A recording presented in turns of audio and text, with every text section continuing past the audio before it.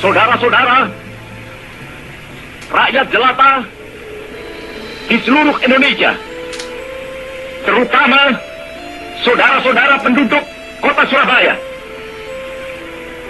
Kita semuanya telah mengetahui bahwa hari ini tentara Inggris telah menyebarkan pamflet-pamflet yang memberikan suatu ancaman kepada kita semua. Kita diwajibkan untuk dalam waktu yang mereka tentukan menyerahkan senjata-senjata yang telah kita rebut dari tangannya tentara Jepang. Mereka telah minta supaya kita datang pada mereka itu dengan mengangkat tangan. Mereka telah minta supaya kita semua datang pada mereka itu dengan membawa bendera putih, tanda bahwa kita menyerah kepada mereka. After fighting for about 3 weeks, the Allies won the battle. During the battle between the Allies and the people of Surabaya, the fighters were overwhelmed in the battle, and finally the fighters moved out of Surabaya to continue the battle with another strategy. However, the Allies invaded the fighters' headquarters in Gunung Sari from land and air on November 28, 1945. This headquarters finally fell into the hands of the Allies. With that, the Allies had taken control of the entire area in the city of Surabaya. Accept our gratitude for your willingness to listen to our presentation. Next, we will show a short drama of the Surabaya battle. Enjoy watching. Perang Dunia Kedua. Mereka kemudian bermaksud menduduki kembali wilayah jajahannya masing-masing, salah satunya Indonesia. Pada tanggal 19 September 1945, orang-orang Inggris dan Belanda sebagian datang dan mereka menginap di Hotel Yamato.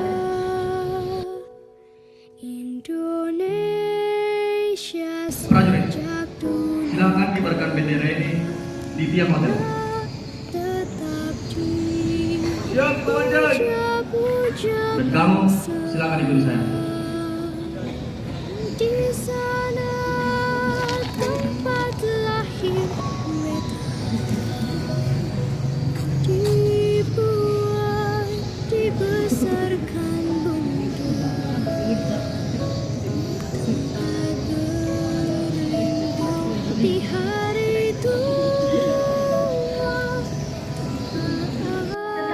Berkibarnya bendera Belanda di atas tiang Hotel Yamato, masyarakat Surabaya sangat ramai di depan Hotel Yamato.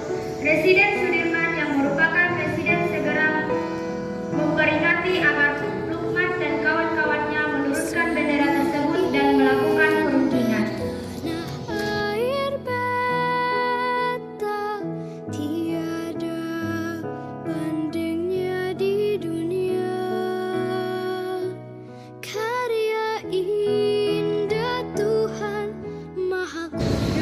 Hei Lukman, tidak bisakah kau turunkan bendera merah putih biru itu?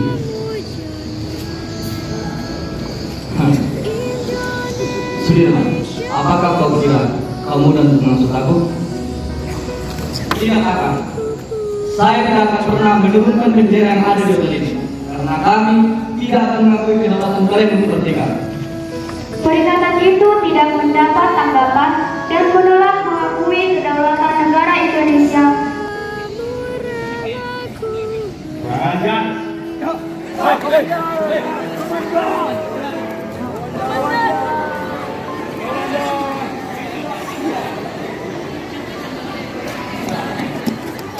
Coba.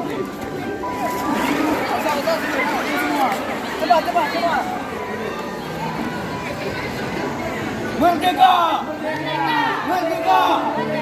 Merdeka!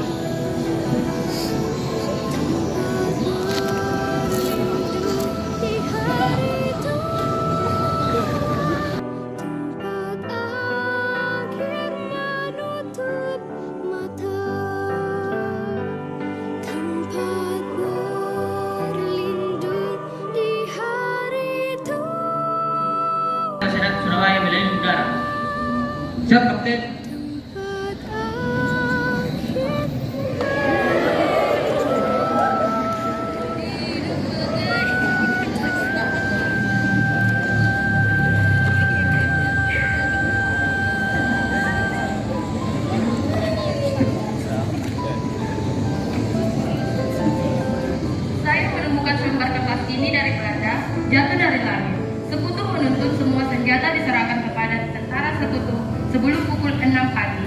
Jika tidak, Sekutu akan mengumpulkan kota Surabaya dari darat, laut, udara apabila masyarakat di Surabaya tidak menaati ultimatum tersebut. Bagaimana kita akan menyerah? Tidak, kita tidak akan menyerah. Seluruh masyarakat yang ada di Indonesia selama di kota Surabaya. Hari ini kita mengetahui bahwasanya Belanda memberikan ancaman kepada kita untuk segera menyerang. Apakah kita akan menyerang? Tidak, kita tidak akan menyerang. Lebih baik kita hancur daripada tidak merdeka. Karena simbol yang kita tetap satu, merdeka atau mati. Merdeka! Merdeka! Merdeka! Merdeka!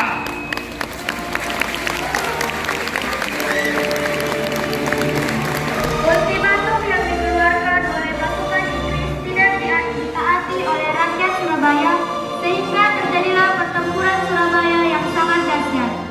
Salah satu tokoh pemuda yaitu Sutomo atau Bung Tomo yang berhasil memimpin dan membangkitkan semangat perjuangan rakyat Indonesia dalam melawan tentara Sekutu.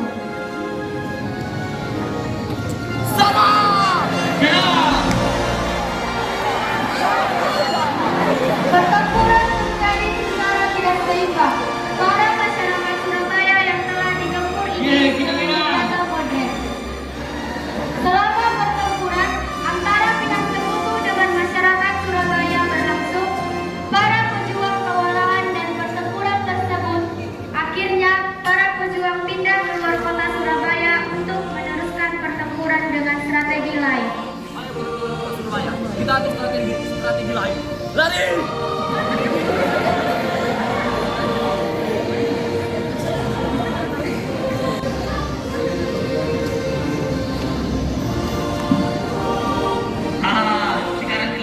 Sekarang kita telah melewati markas dari pemuda masyarakat Surabaya. Kita telah menguasai masyarakat Surabaya sepenuhnya.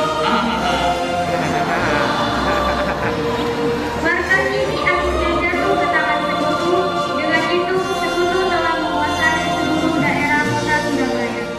Baiklah teman-teman dan adik-adik sekalian, demikianlah persembahan literasi dan drama dari kelas kami ucapkan terima kasih.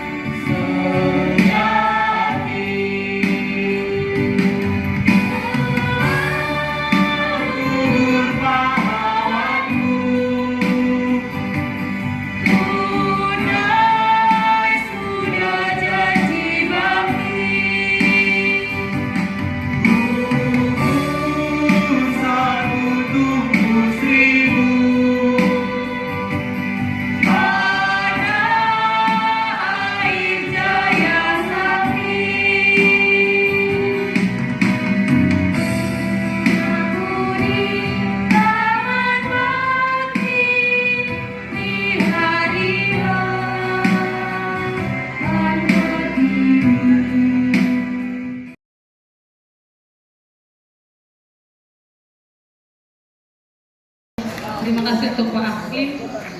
Mohon perhatiannya sebentar, Ibu akan memberikan sedikit kesimpulan. Jadi mohon didengarkan dengan baik ya nak. Untuk kelas 10 yang berada di pojokan sana, mohon didengarkan ya. Oke, pertempuran Surabaya. Sebelum kita membahas pertempuran Surabaya, kita harus tahu dulu kenapa terjadi lagi pertempuran di Indonesia setelah Indonesia merdeka. Tanggal 17 1945 Indonesia merdeka dikarenakan kekosongan kekuasaan atau yang biasa disebut dengan the vacuum of power. Kenapa? Itu diakibatkan berakhirnya Perang Dunia Kedua, di mana blok sentral kalah melawan blok sekutu. Iya, jadi Jepang ini salah satu anggota dari blok sentral. Maka setelah Perang Dunia Kedua berakhir, ada kesepakatan antara blok sentral dengan blok sekutu. Apabila blok sekutu atau apabila salah satu dari blok tersebut yang memenangkan pertempuran, maka mereka lah yang akan menguasai wilayah jajahan dari setiap blok begitu. Maka blok sekutu kembali ke Indonesia karena Jepang sudah kalah. Kembalinya blok sekutu ke Indonesia ditandai dengan pasukan Afne dan diboncengi oleh Mica atau bangsa Belanda. Kenapa bangsa Belanda bisa ikut kembali ke Indonesia? Karena salah satu anggota dari blok sekutu yaitu Inggris telah memiliki kesepakatan antara Belanda dengan Inggris, maka Belanda bisa masuk kembali ke Indonesia. Lalu setelah masuknya blok sekutu dengan Belanda ke Indonesia, untuk menguasai wilayah Indonesia kembali, Indonesia tidak lagi menyerah begitu saja. Maka ada 6 perlawanan yang mereka lakukan. Salah satunya itu adalah pertempuran Surabaya, pertempuran Medan Area, pertempuran Bandung Lautan Api, pertempuran 5 hari di Semarang, pertempuran Ambarawa. Jadi yang kita bahas di sini adalah pertempuran Surabaya. Pertempuran Surabaya ini adalah pertempuran pertama kali yang terjadi setelah Indonesia merdeka. Jadi setelah Indonesia merdeka, seluruh bangsa Indonesia diarahkan untuk mengibarkan bendera merah putih di seluruh penjuru Indonesia. Akan tetapi setelah kembalinya sekutu dengan Belanda, dengan seenaknya Belanda mengibarkan bendera merah putih biru di Hotel Yamato. Itulah salah satu latar belakang penyebab pertempuran Surabaya yang dikenal dengan insiden Hotel Yamato. Yang kedua itu tewasnya Brigadir Malabi. Kembalinya sekutu ke Indonesia tidak langsung diterima oleh bangsa Indonesia. Mereka melakukan kesepakatan antara pemuda Indonesia dengan Afne. Apa saja kesepakatannya itu? Yang pertama, apabila sekutu datang ke Indonesia, hanya senjata Jepanglah yang dilucuti dan tawanan Jepanglah yang dipulangkan ke negaranya. Yang kedua, sekutu itu harus menjamin ketertiban kota. Yang ketiga, setelah dilucuti persenjataan Jepang, maka Jepang harus dipulangkan melalui jalur laut. Hanya saja kesepakatan itu tidak dijalankan dengan baik oleh pihak sekutu. Malah mereka menyebarkan pamflet dari udara yang mengatakan seluruh persenjataan yang ada di kota Surabaya, baik pemuda maupun Jepang, harus dilucuti. Kalau tidak, apabila ada ketahuan yang memegang persenjataan, maka akan ditembak mati. Itulah pemicu kemarahan pemuda, maka terjadilah pertempuran. Sebelum pertempuran masih ada perunda dilucuti dan diserahkan kepada sekutu. Nah, bangsa Indonesia, pemuda Surabaya melakukan diskusi. Maka Bung Tomo melakukan puisi, kalau tidak salah saya, maka tidak diindahkan ultimatum dari sekutu. Maka terjadilah perang besar-besaran antara sekutu dengan Indonesia yang memakan ribuan bahkan puluh ribuan korban jiwa pada saat itu. Itulah makanya pertempuran Surabaya diperingati sebagai Hari Pahlawan, tepatnya 10 November 1945. Lalu bagaimana akhir dari pertempuran Surabaya ini? Setelah bangsa Indonesia kewalahan atau pemuda Surabaya kewalahan melawan sekutu, maka petinggi-petinggi pejuang kota Surabaya pergi ke kota lain untuk mengatakan mengatur strategi dan melanjutkan pertempuran. Hingga pada akhirnya markas pemuda Surabaya yang di Gunung Sari diserbu, maka kota Surabaya jatuh ke tangan sekutu. Demikianlah akhir dari pertempuran Surabaya. Sampai di situ bisa paham nakut? Seluruhnya bisa memahami? Iya, terima kasih. Demikian kesimpulan yang bisa saya berikan. Indonesia tanah air beta, pusaka abadi nan jaya. Indonesia sejak dulu kala tetap dipuja-puja bangsa. Di sana tempat lahir beta, dibuai, dibesarkan.